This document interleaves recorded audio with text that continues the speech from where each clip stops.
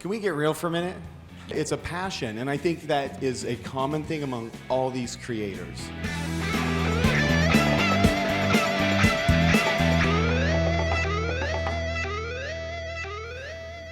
All right, welcome to an extra special episode of In the Hangar. We are here at EAA AirVenture. Christy, what an atmosphere. I am super excited to be here and super excited. Look at this audience. Look, not only look at this audience, a great audience. Let's hear it for them.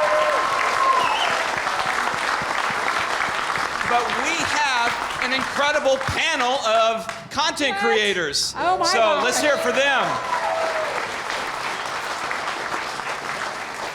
Okay, so in this episode, Christy and I could just interview everybody, and about 4 days later, we can wrap it up, right? So we're not going to do that. But what I want to do is the better interview is you guys interviewing them. So we're going to right away here throw it to the crowd, and you guys know who we've got. We've done introductions already.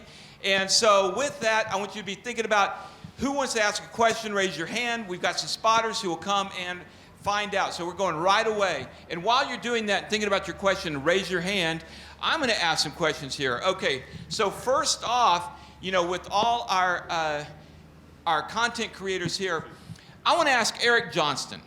Eric, what is the key to creating these awesome walk-around videos? How did you fall into that? Take other people's material and put your logo on it.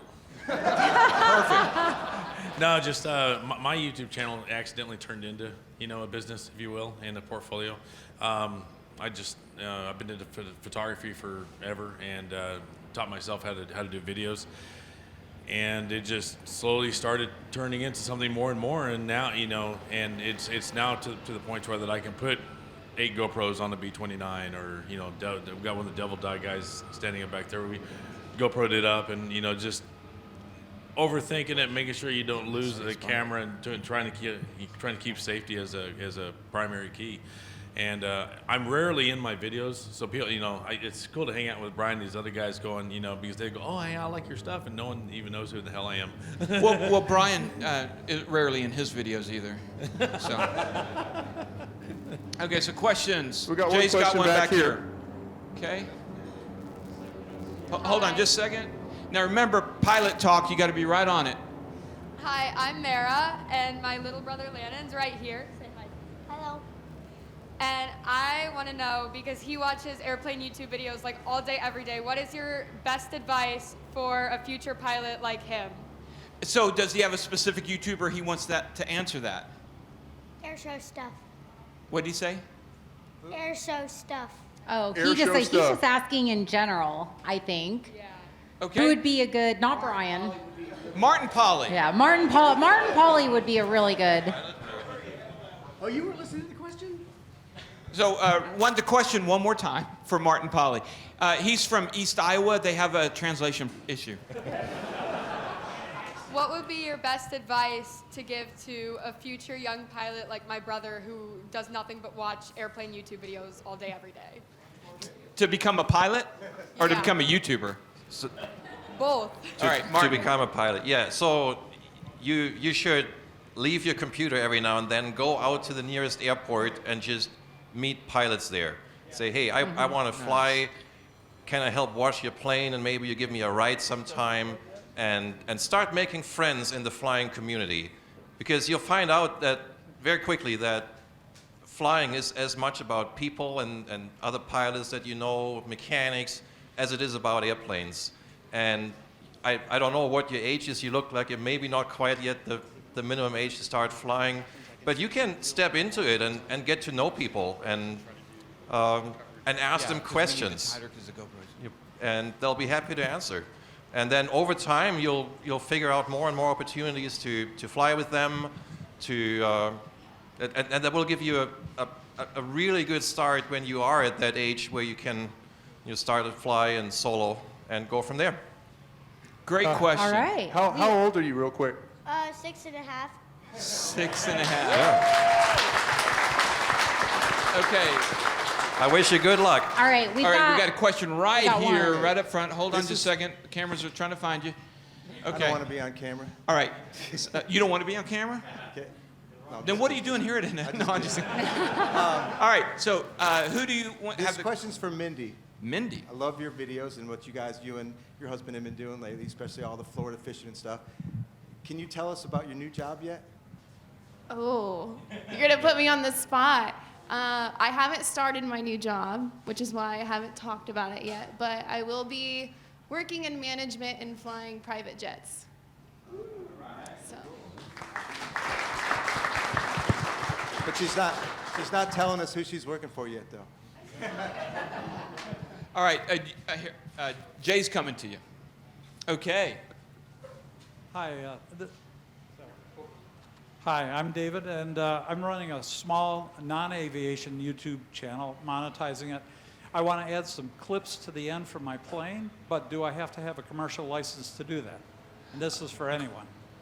Okay, if it's for anybody, I'm going to give it to Josh because he had to deal with this one time. Yeah, I was just about to say Josh. I have had to answer that question kind of semi on the record before, and it did become an issue at one point because somebody got upset about something I said or something, and so then they decided to go to the FAA and start this conversation. And the unofficial interpretation that we kind of came to, emphasis on unofficial, is that you do not need a commercial certificate because you are not making the money acting as pilot in command. You are making money by making content. Doesn't really have anything to do with what that content is. And my example is I had this conversation with insurance as well because the insurance insisted that the airplane needed to be on a commercial insurance policy. And we spent a week arguing about it. And finally they backed off when I used the example, I can stand on the outside of the airport fence and talk to the camera about why we get fog in the morning as opposed to the afternoon, and I will still make the money on that monetized content regardless. I don't have to exercise any sort of privileges as a pilot in order to make that money. So the unofficial interpretation is that you do not need a commercial certificate to do that. Now, of course, if somebody is hiring you to go out and film something specific to put on YouTube and advertise it or whatever it is, then technically that could be construed as you're doing aerial photography or whatnot. But if you're just flying and putting your flights on YouTube and making a little advertisement money from Google, the unofficial consensus is that you do not need a commercial certificate for that. So there you have it. From the FAA, you're good to go. Yeah. Okay. I have a follow-up question as we get ready for the next ones. And to Ryan here from Missionary Bush Pilot, it's a similar question. Ryan, you're in kind of a situation, you're doing, developing country work, flying the Kodiak into the bush. What kind of rules do you have as far as showing faces of the people and everything out there and monetizing? Yeah, I don't have any regulations as far as showing faces. I usually don't have passengers when I actually film, just for just their own personal space and stuff. And same with the people over there. Sometimes I blur them out and sometimes I don't, but I always ask them. Even the nationals there, I'm saying, hey, I'm gonna make a video. And they're usually like, hey, can you send me a link? I'd love to see the video of myself and show it with all my friends. So in that regard, yeah, there isn't anything. So you generally will just only shoot when you're alone in the plane for the most part? Yes, and I don't film when I have missionaries on there or ever show their faces, just for contingency reasons or anything like that. If anything, Right. If any questions were to come up from the organization I work with, that just put that away so I don't even have to answer that question. All right. Back to the field. Questions out here. Oh, right here. As far away from you, Jay, as possible. Naturally. So, and it's okay. This side is not doing very good. So you guys are not working Kevin enough. So we need 3 people here to be thinking of some good. All right, Here there we we go. go, Kevin. You're ready. Okay. Hi, I'm Randy, and this question's for Juan Brown. I like your adventure writing almost as much as your aviation videos. Do you find as a content creator, is that 2 separate audiences, or are you sharing audience? Great question. That's a great question. When do you split your channel into 2? What's the market like? When I do go back to motorcycle videos, which is kind of what the channel started with years ago, the audience fades off quickly. Once you've built up an aviation audience, they want you to stay with the aviation content. So I'm kind of too lazy too busy to split 2 different channels, so I'm just going to keep throwing it out there on the same channel. And the adventure writer folks are there and learning and getting great content. And so I'm just going to keep it here for now and hope that everybody sticks around when I get back around to the cycle of all the aviation stuff, which is happening right now. So, and I'd like to throw this, I don't know who's best to answer this, but in that line, question I have is, at what point do you think that we should split our content to make sure that we keep like pure, targeted, focused? Does anybody have an opinion on that? I think that what we've seen with our channel has been, as soon as you break format, it needs to be somewhere else. And I've seen a lot of people, and I'm sure some of you guys are doing shorts and whatnot, and the shorts, they are working, but what I've seen from everyone I've polled, and I've done a lot of research, if you're a long-form content creator and you're creating shorts, I want to see those on a separate channel. Because as soon as you break format for what people are used to, what they want to expect, I mean, we have a video that's 12 to 22 minutes every Friday. If I come out with a video on video games on Mondays, it just doesn't play well. Interesting. Okay. All right, this side over here. Real quick. Oh. To take that one step further. Oh, there he is. Somebody's talking. Oh, wow. There's voices in my head. To take that one step further, it's not even just aviation content, right? So I'll post videos in the Baron, and then I'll post videos in a different airplane. And even before I started doing the jet videos, I would just put a different airplane, period. I do an air cam. Some of my favorite videos actually haven't even been in the Baron because I'm telling a story, I'm sharing somebody's story. And like my air cam video, for example, Vietnam vet had his leg blown off, flying in a helicopter, and all he's worried about is, can he still fly, right? His leg is in his lap, and that's what he's worried about. And he's telling this story, and not many people watched it because it wasn't a Baron on a Baron pilot channel. And so there's definitely, people become accustomed to only tuning in to what they expect from your channel. And I think it's a shame. I wish people would view YouTube like, turn on Discovery Channel. What are you going to see? There's different content on Discovery Channel, right? You don't go, oh, well, I'm not seeing, I don't know what you watch on Discovery Channel, but whatever it is. You'll watch different shows, and maybe you'll tune into some shows and not tune into the other, or see the variety of content. So it's a shame, I think, from a content creator standpoint, but that is the reality. Well, okay, so like Brian, for example, I know you've done a couple of actually serious videos. That's what I'm saying. Yeah, so I every once in a while I like to just make flying videos, and every time I make a video and I just even put in like a half a minute scene where it's just flying and music, someone in the comments will be, oh look, you're trying to be Josh Flowers. I get it all, and you laugh. It's one of you that's making the comment, and that's why we brought you here. So I'm always defending myself in the comments, like, okay, just give me a list of what I'm not allowed to do, and I'll put out 3 videos a year because I've chosen the hardest niche that I could possibly put myself into, and I want to be in your niche, Josh. But yeah, so the audience will let you know if your content's deviating from what they want. Well, and I would say too, that's been a struggle, or not a struggle, it's been a question I've been wrestling with on the TakingOff channel. Because when I was telling Josh earlier today, when I started this, YouTube calls it a channel. So on a channel, you're going to have this show and the news and this sporting event. You're going to have different things. And so I went in and created InTheHangar, and now people think InTheHangar is my channel. No, it's a show on there, and so we do flying videos and everything else. Well, So I think what confuses people too is that we do the show Taking Off. So we do the channel, but then we do like Taking Off like episodes. Just flying, so it's kind of like. I don't know. So. But I don't know what the internet wants anymore. I just do what I want to do. Yeah, that's a good All deal. right. All right. So over here we had. We did have a question here. There we go. Hi. First of all, thank all of you for your generosity and the time and the effort, because I know what it is to edit and film. It's a lot. It's a lot. So speaking of filming, what are your favorite tools? So when it comes to filming, when it comes to editing, but mainly like what kind of tools do you use? I know some people use the GoPros. That's not always, it's not always easy to use. It's a pain.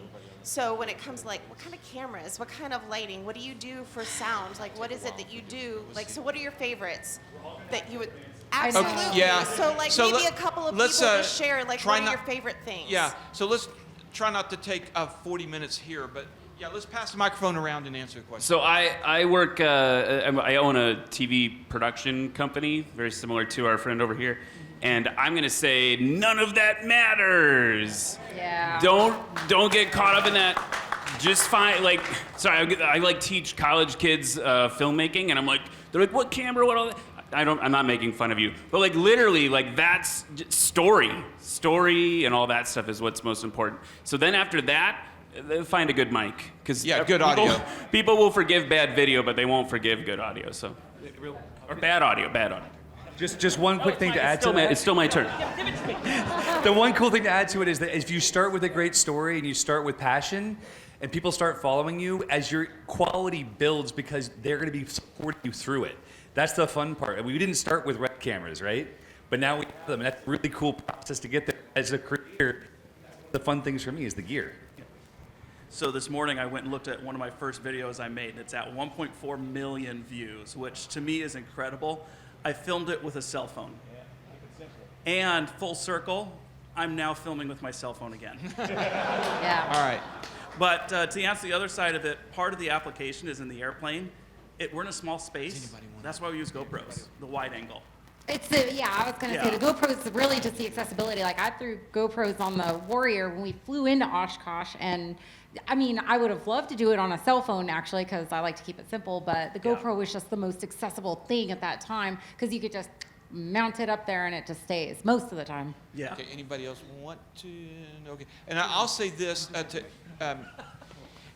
audio is, if you're going to get anything, audio is what I would get, because you already have the camera in your pocket right now. So audio is the thing, and this is coming from a video guy. So like Ryan, I have a video production company, and I've invested in a lot of money for microphones and stuff like that, and even then they sometimes don't work.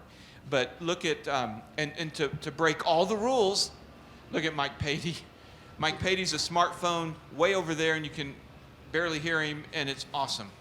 So, which reiterates it's about content. So, content is king, and then thumbnail and headline is queen. All right. This is a general question for the panel. Other than Brian, who's been to the FSDO multiple times, how many people have actually visited the FSDO because of their YouTube videos and comments and people really watching the content? Okay, so the question, if you didn't hear it, who's been called into the FSDO for their content? Now, I've gone to the FSDO, but not for my content. Corey? Yeah, Corey, you're one? Well, it's probably because of the type of flying I do. A lot of people don't understand backcountry and bush flying, and so it just naturally comes across as dangerous. I think damn near every one of my videos is reported to the FAA. Wow. Wow. Okay, anybody else? All right, so... But the good thing about the FAA is they just want you to be compliant. And so if they look at the video and you are not outside the regulations, then they're fine with it. I have a fantastic relationship with the FAA. Okay, so Ryan, I guess in Papua New Guinea... Yeah, so I fly in Papua New Guinea, and they have CASA, which is like the FAA. And they wrote us and said, hey, we think that you violated one of our rules. That's how they started the email. They started the email. So basically, in one of my videos, I went up to 25,000 feet in the Kodiak, which is its max ceiling. And I had all the stuff, and I made sure all the regs before I did it, and I had all the oxygen and everything else like that, and that the actual equipment was actually rated to that high. And it was maybe like 2 months of kind of going back and forth, and eventually they wrote back and said, okay, well, you didn't break the rule, but we just don't feel comfortable with you going up that high. So I just kind of left it at that, took the video down, and just kept my mouth shut because I know that I didn't break any rules. So. Okay. Anybody else? Uh-oh, we got somebody. Yeah, there we go. All right, my name is Eric, and I fly ultralights. So 27 times, I think, is my record now. Oh, my. Because, first off, you can't monetize anything in the ultralight under Part 103. But I will say this, and I'm sure someone from the FAA is probably here. Thank you. I love you. And I'm dead serious. You can look at the FAA as your enemy, or you can genuinely come up to them, and I try to eat with them at every air show I'm at. I'm like, hey, thanks for being here and doing. They actually are here to help most of the time. You do get those few that are horrible, but like we just went through a process. 6 years ago I started it, and last month we now have a waiver to fly at night with night vision and ultralights. No one else can do that. But because of the relationship we built by having people report me over and over and over again. All right. Okay. Anybody else? Okay. Oh, I was talking about being called into the. You got one. Oh. With my channel, since I'm rarely in my videos and I'm filming you guys with your airplanes, it's there's a process, you know, with either the flight demo videos or the walk around videos. I shoot it, I edit it, I upload it, I send you the link, you review it. My channel is about making you all look good. It's not about making me look good. It's about making you all look good. It's just how it morphed into it. So there's a review process that goes into it, and there might be like, hey, I was a little close to that cloud. We were talking about this a little while ago. I was a little close to that cloud on a VFR day. We've all done it, you know. It's perfectly fine, whatever. But I haven't. But yeah, well, you know. But there's a process that we go through. So whenever I put one of my videos out there, we are all in the same sheet of music as far as what's live, what's out there. Is it safe? Is it respectable? Is it lawful? You know. So. Okay, we have a question right here. My name is Dean. I'm not sure who to address this to. Scott, since you do some safety stuff, I might address it to you, but it's fair game for anybody. You guys have a whole lot of views. There are a lot of people out there who have 7 views and 3 subscribers who are running cameras, and then they have an actual incident. I can think of a Cessna 205 in Oregon with an engine failure. There was a student pilot with an engine failure, guy with an RV who got into inadvertent IMC, had pitot icing up near Page, Arizona a couple years ago, and these videos suddenly go viral. For people like that who are running cameras and who run into a genuine incident, Scott, do you or anybody else have any recommendations for what they should do? Do they just publish the view in their regular channel and maybe it goes viral? Or should they kind of contact one of you and see about going and having it be a better teaching tool, because there are some genuine learning experiences? Well, the first, excuse me, first thing I would say is review it, and then review it with some friends or an instructor or something like that. And did you have any violation? And if you did, don't publish it. You know, and okay, there's some learning there, but maybe that's not something you necessarily share, because that's where you're going to get in trouble, is doing something like that. But unfortunately, those videos and stuff do go viral, but I don't want to be on one of those. All right. And then if it does go viral and then one of us want to use it, it's incumbent upon us to locate the original owner of that video and get their permission to use that video, and before you just go out there and steal it. You run into copyright problems really quick in YouTube land, and you get 3 strikes and you're out. And I'll say that there's kind of probably an unspoken rule between us, but maybe not, I don't know. Now I'm speaking it.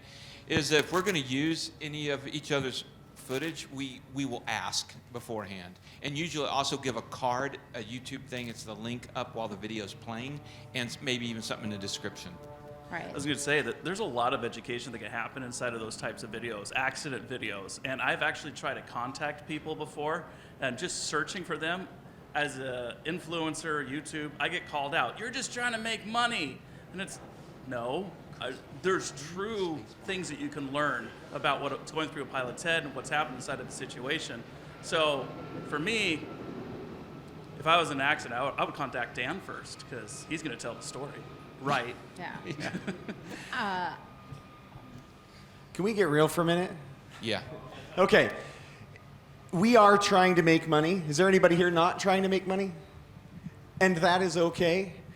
We are trying to get views. Is anybody not trying to get views? But that is okay. But for the most part, and I know almost everybody here pretty closely, it's about creating quality content and activating your own inspiration. I do it to stay motivated. Really, I started my channel to educate and inspire my daughter to get into it, to show her the cool things that I'm doing when she was really young. And it's just kind of evolved from there. And so it's not a simple thing when somebody comes to you and says, oh, you're just trying to do this or you're just trying to do that. Well, honestly, yes. But it's so much bigger than that. Aviation has a spirit to it, a rhythm for me. It's, you know, I'm addicted to it. It's in my blood. And so it's a passion. And I think that is a common thing among all these creators. Absolutely. I know for me,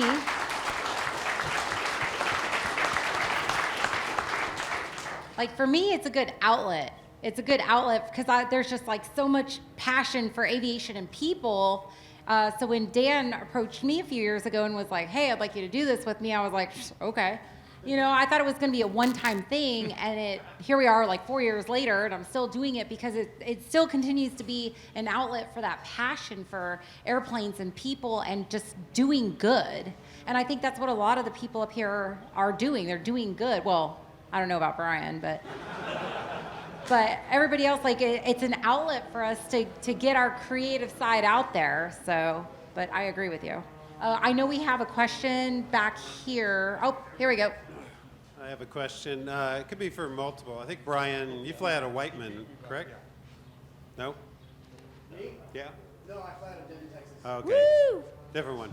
Anyway, it's really for multiple. I shoot some video for myself, for my own fun, and cut it as best I can. But getting GoPros together, whether it's 2 or 3 or 4, is kind of a project before you're getting ready to do a flight. You guys have a procedure to like get the cameras all set before you go to the job of actually flying an airplane? That's a great question. You got to pre-flight your equipment just like your airplane. Yeah. For me, I separate it. I do the cameras, then I'm done. And now I got to become a pilot.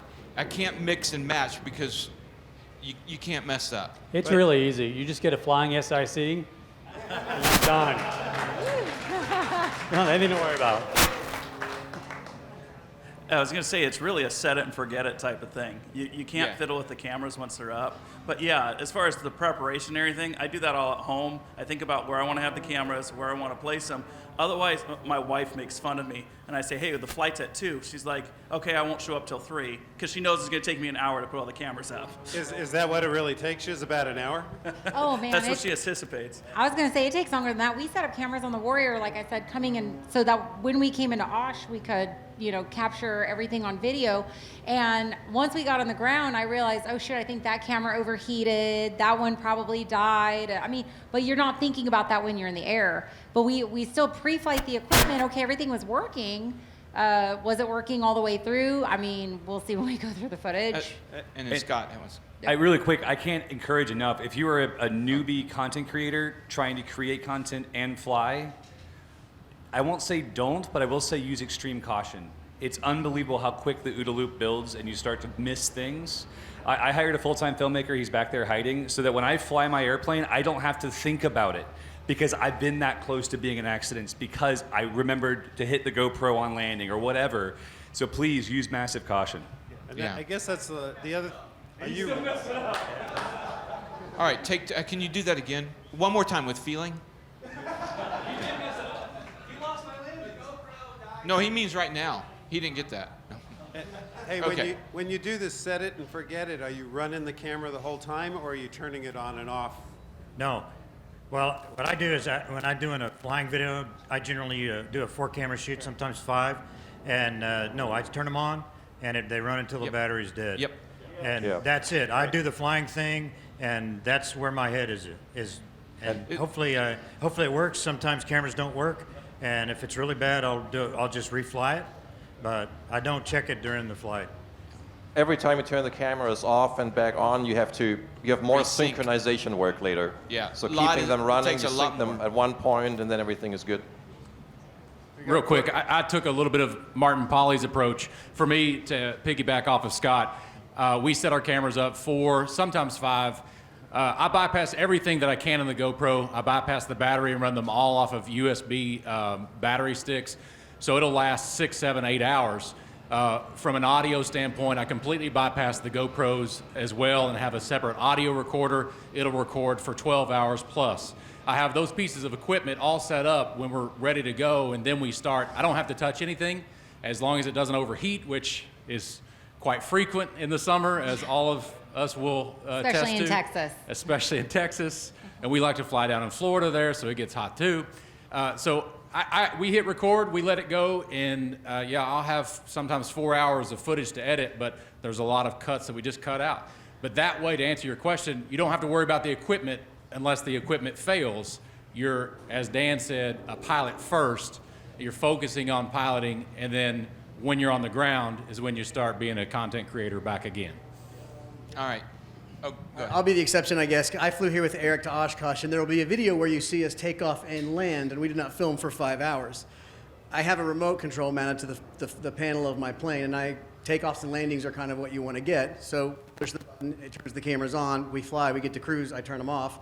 When we got to portage, hit the button, they start recording again. So I do turn them off and turn off, but I'm not working with individual cameras. I would never do that. Yeah, and the issue isn't dorking with individual cameras, it's the sync in post that takes forever. This is for Christy. You're kind of a celebrity in the YouTube world, and you leave the country a lot, which probably some of you do. Are you ever recognized outside the country very often, and what is that like when somebody outside the country recognizes you? So for work, I go to Mexico a lot, and I don't get recognized down there. I'll tell you what the weirdest thing is, though. When I'm at work, and I'm an airline pilot, so I'm airline pilot Christy, and I'm flying along, and I'm talking to like Memphis Center, and then all of a sudden somebody jumps on, "Hi, Christy." Or I'm at Chicago O'Hare taxiing on the ramp, and I'm like, "Hey, coming on in, flight number whatever." I'm sure you guys know where I work, but I still don't say it on camera. But anyway, I'm coming on in, and somebody's like, "Oh, Christy," or "Hey, Christy." That's what's weird for me is when because when I'm like this, when I'm walking around, we're walking around the exhibitor halls and everything else, and people are stopping me and saying hi, which I love, by the way. Thank you guys, because it energizes me. It's when I'm like incognito or I'm wearing the stripes and I'm just, airline pilot Christy, and people are recognizing me. That's when it gets weird. Or when they show up at your house at 3 a.m. That gets a little weird. I told Brian to stop doing that. Well, he hasn't done it since. But we do have a question down here. Okay, so we'll do this question and one more, and so we can have some time for meet and greet. With the multiple platforms kind of starting up just beyond YouTube, are you guys looking into those platforms? How are the demographics doing? Do you have a specific person in mind? No, just kind of the general question. Brian, TikTok. We've all had this conversation, Yeah. and everyone's like, "Oh, what's the new thing? What's the new thing everyone's going to?" And people do not jump from one platform to the other. I got on TikTok, and there's a guy in the back who I admire, Dirtbag Pilot,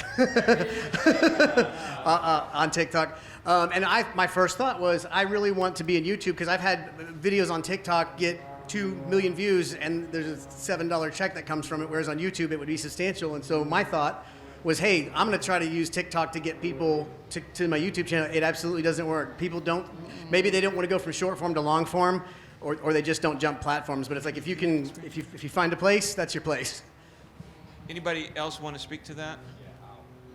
Oh, you're big on TikTok. Well, I was going to say, it's the fire pilot. Hey, no.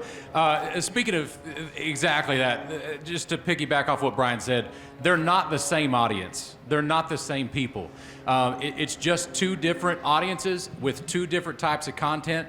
What we do is we try to do the long form YouTube stuff and do a full story and do a full capture. You'll bring somebody into what we've got because that's what most of the people who are watching YouTube want to be. They want to be into what you're doing. TikTok is just entertain me for 30 seconds. Just keep me entertained, keep me entertained.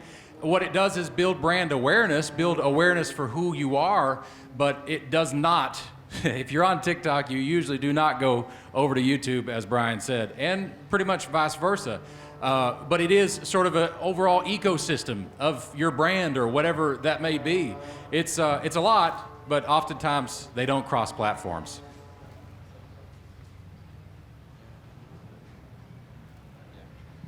Yeah, I'll speak to that for just a second. A lot of these questions seem to be more towards like, how do you YouTube? So if you guys are really curious about that, there's a lot of videos, obviously, how to. I've watched Think Media, who's out in Las Vegas. Think Media has a really good business and quality, like how-to things, cameras, audio, everything. So Think Media, if you want to write that down. On the social side of things, not that I approve of his language use, but Gary Vaynerchuk, Gary V, he is a wealth of knowledge. Again, he likes to throw the F word around a lot on YouTube, so make sure your kids are in bed. But anyway, there's lots of information available, obviously, on YouTube. That's how YouTube started, as a how-to. Some of us do how-to. Some of us are just trying to share our passions, and I think that's the majority. First rule of thumb: forget the monetization, because a lot of these videos that we do, the return, the ROI is nearly nothing, right? But we want to spread the message about how awesome aviation is and how awesome the people are in aviation that you meet. Every time I interview somebody, I learn something, not only about them, of course, but about aviation. So just keep that in mind. And real quick, if I can just add to that, it kind of summarizes all the questions you guys have had for all of us.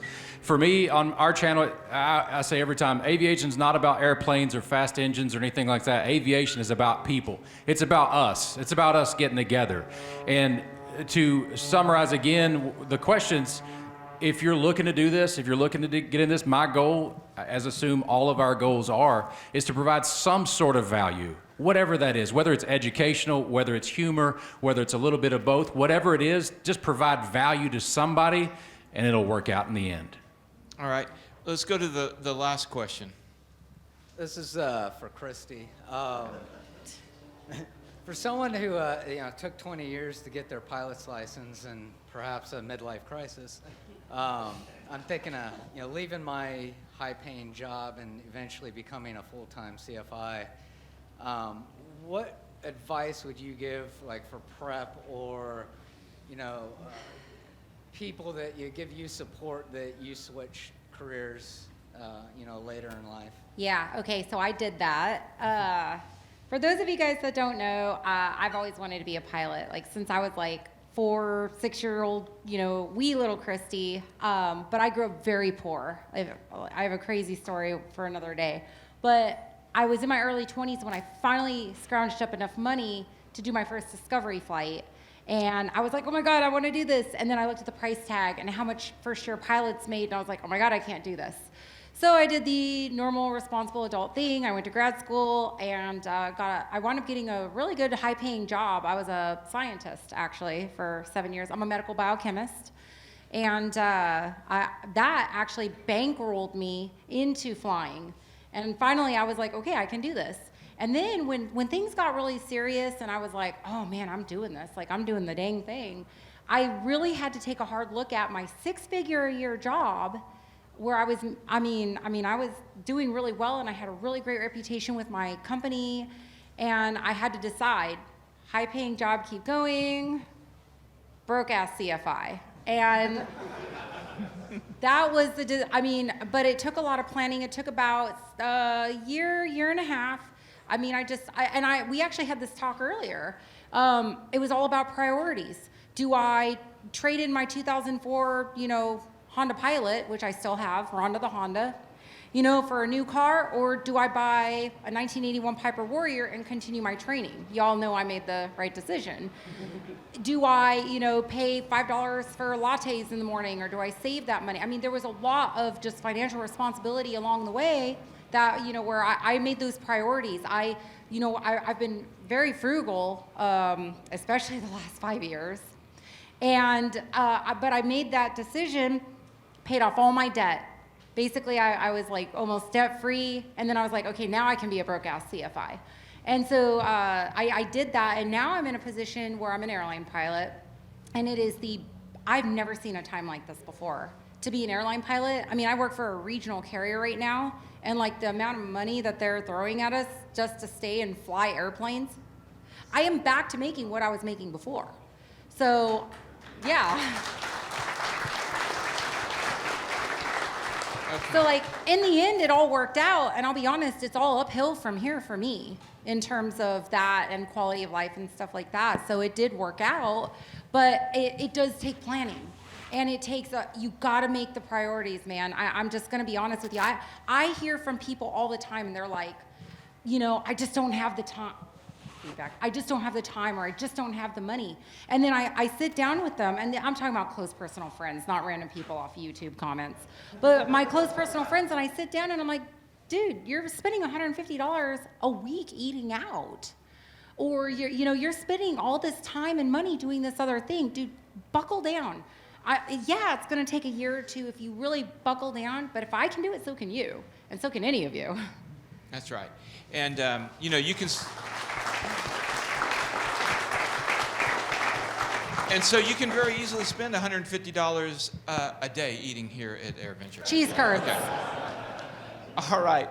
I want to first thank our sponsors that make all this possible for doing this. Flying Eyes. Flying Eyes. Flying Eyes. And, you know, They're you at the can... booth over there. They're at the So booth if over you there. guys And want some here cool at sunglasses. AirVenture, you can use the discount code TakingOff, all caps, one word, for 10% off. That's all right. And also Colton Mortgage, Colton Taking Off. These guys are pilots, and so we can help support our pilot family. And Marshall Protection. So we thank our sponsors. And also I want to thank our panel. Guys, thank you so much for taking time to do this.